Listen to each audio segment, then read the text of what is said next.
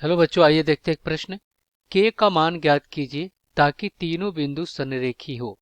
यहाँ पे कोष्टक में 8, 1 कॉमा कोष्टक में के कॉमा -4 कॉमा कोष्टक में 2, -5। तो हम क्या करेंगे, यहाँ पे मुख्य अवधारणा लिखेंगे। मुख्य अवधारणा, तो ये क्या होगा इस प्रश्न के लिए। तो देखिए, यहाँ पे हमारे पास कह रहा है कि तीन बिंदु हैं और ये क्या है, समरेखी हैं, तो हमें के का मान बताना है। तो संरेखी का मतलब क्या होता है कि ये तीनों बिंदु एक ही रेखा पे स्थित है। तो ये तीनों बिंदु जब एक ही रेखा पे स्थित है तो इससे हमें एक त्रिभुज तो बनेगा नहीं, और इससे बनने वाले त्रिभुज का क्षेत्रफल क्या होगा, शून्य के बराबर होगा। और हमें पता है त्रिभुज का क्षेत्रफल क्या होता है। देखिए, त्रिभुज का अगर हम क्षेत्रफल लिखें तो ये बिंदु ए है, इसका निर्देशांक x1 कमा y1, और फिर ये क्या बिंदु बी है, इसका निर्देशांक x2 कमा y2, और ये बिंदु सी है, इसका निर्देशांक x3 कमा y3। इसका क्षेत्रफल क्या हो जाएगा, यहाँ पे लिखेंगे त्रिभुज ए बी सी का क्षेत्रफल।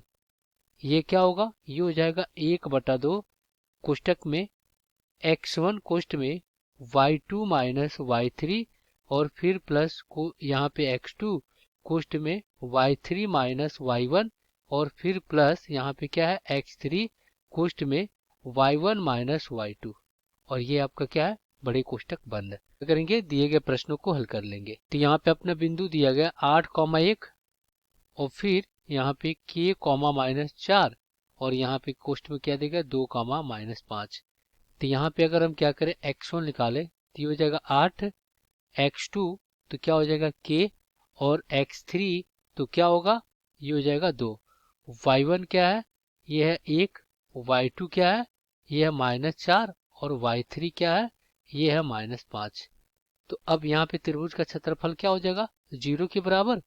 तो यहाँ पे ये हो जाएगा अपना 1/2 बड़े कोष्टक में शून्य के बराबर हो जाएगा।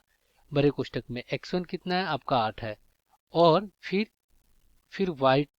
y2 माइनस y3, तो ये क्या है, -4, और माइनस माइनस प्लस 5 हो जाएगा, और फिर प्लस प्लस क्या हो जाएगा यहाँ पे x2, और कोष्टक में y3 कितना है, -5, माइनस y1 -1 हो जाएगा, और फिर प्लस x3 कितना है, 2 है, और y1 माइनस y2, तो y1 1 है और y2 क्या है, -4, तो ये हो जाएगा +4, और फिर अपने कोष्टक में।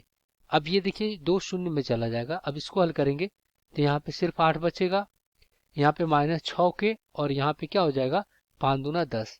तो यहाँ पे लिखते हैं 8 और -6 के और +10 और बराबर में आपका शून्य।